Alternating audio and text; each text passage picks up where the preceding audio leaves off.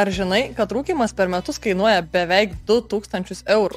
Papasakosiu tikrą istoriją apie vyrą, turintį vieną žalingą įprotį, dėl kurio per metus išleidžia maždaug 1800 eurų. Vyras vardu Tadas, 42 metų, gyvenantis Marijampolėje, turintis žmoną ir 2 vaikus, dirba samdomą darbą ir gauna 900 eurų atlyginimą į rankas per mėnesį. Kasdien Tadas surūko vieną pakelį cigarečių, kurio kaina yra apie 5 eurus. Per mėnesį Tadas cigaretėm išleidžia 150 eurų. Per metus išlaidos sudaro 1800 eurų. Įpročiai yra tai, ką žmonės geba kontroliuoti.